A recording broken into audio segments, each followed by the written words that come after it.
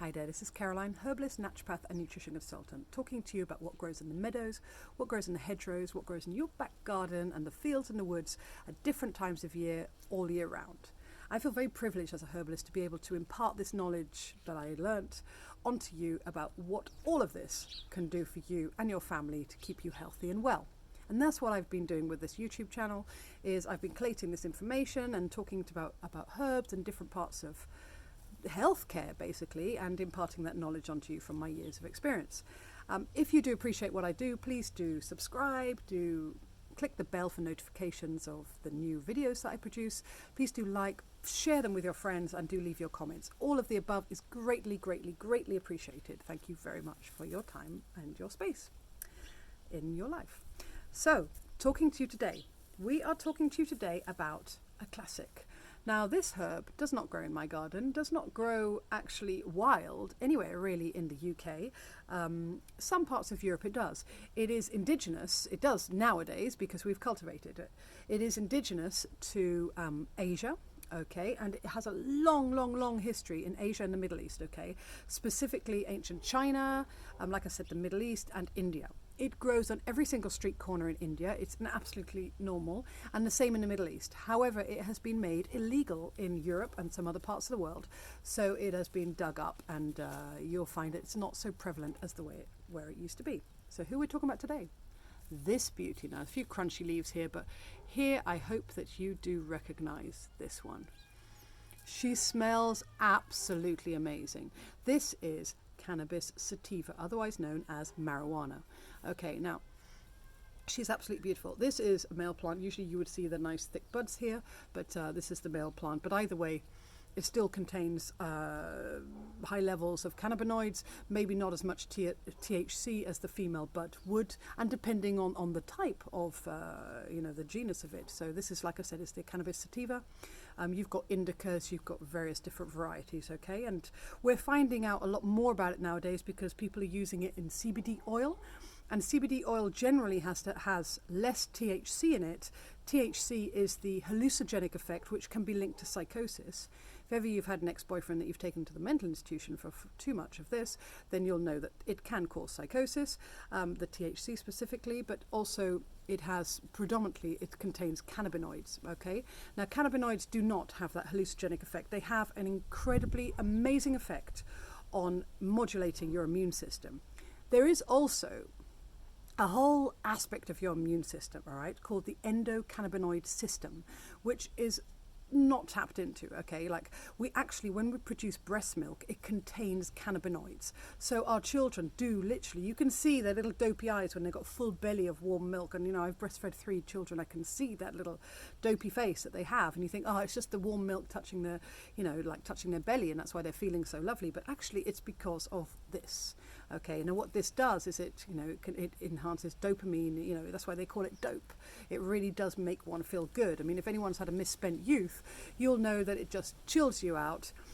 If you're having less of the THC and more of the cannabinoids in your dope, then you'll find that, it does chill you out. Maybe it makes you a bit hungry. You're going to order pizza. You're probably going to chill out with your mates, play some music, listen to some tunes, and talk and philosophize about the world and how love is the answer to everything. I mean, really, this is good medicine. Okay, really, really good medicine.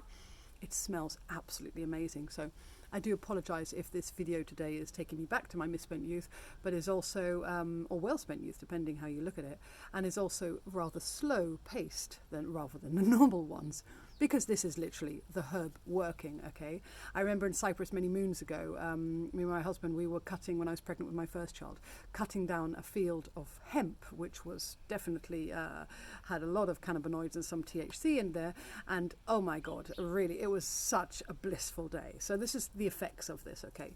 So it has a lot of medicinal properties, okay? And nowadays, with the introduction of CBD oil, which you can find on every street corner nowadays, not the plant anymore, but you actually find the oil in every chemist, in every pharmacy, in every health food store, and blooming supermarkets, it's behind the counter along with alcohol, cigarettes, vapes, and blooming, CBD oil, which is the good thing out of all of those. So you'll find that it's particularly good for pain, all right? It affects the neurotransmitters, so it's really good for neurotransmitters in the brain. So it is especially effective for tremors, seizures, and pain receptors. Okay, so we find it good for Parkinson's. We find it good for epilepsy, any sort of neurological disorder that basically causes seizures, of which there are many. Okay, it's really great for this. New research is coming out to show that it's actually really good for children with ADHD. And my God, it's like, I think in this generation, you know, say my kids' generation is coming out, 1 in 2 children have ADHD, which is quite a serious amount. So this is really good to help to calm them, balance them, and keep them, you know, feeling pretty sane in this world, right? It's really great. So even to have like 1 drop of CBD oil is going to boost your own and modulate your own immune system, which is amazing. Like I said, this whole endocannabinoid immune system has not been tapped into since we were breastfed, and hopefully we were. Not always we weren't, and then it really does need some more support when we were younger. So it is a type of medicine that really is so beneficial in this day and age when we really do need to cultivate our immune system. Okay, this would be up there with immune modulating and boosting your immunity. So I would definitely give this to patients when I'm trying to boost their immune system. It really is awesome. Let me see. Oh my God, it's absolutely lovely. Now the history as well, they have in ancient India, they used to call this ganja, okay, and they used to smoke ganja as a worship to Shiva, okay, and they say that by doing that they would be protecting themselves with Shiva's, it's like as a ritual to Shiva, but they'd also be protecting themselves from any negative influences. Even the ancient Chinese would make rope out of it, and as you can make amazing rope. You can make hemp cars and all sorts from the same plant, basically cannabis sativa. You can make the same. You can make such amazing things out of it, you know, like for buildings. It's really a phenomenal weed. It's unbelievable, you know. It's up there with nettle, you know, but it has even more uses, if you like, than nettle. The whole plant, and actually the whole plant of this. Always when I see nettle, I think of this plant because I see such similarities and its amazing uses that they have. Like they're so giving, these 2 plants. All right, so. They used to make in ancient China. They used to make rope out of it, and they used to beat the beds of sick people to eradicate the demon from them. Okay, which I find quite easy. Oh, and here we go. I've got a lovely one here. There are different varieties of it. It's even used in cancer. Definitely different types of cancer. I was trying to find you a little 5-leaf there. I don't know if it's very effective, but there's your classic cannabis leaf. Okay.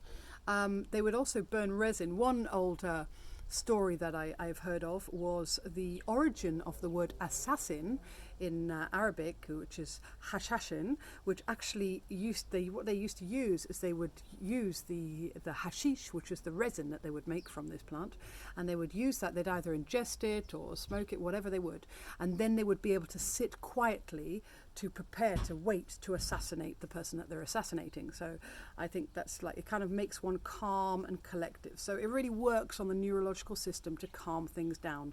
Like I said, it's great for pain.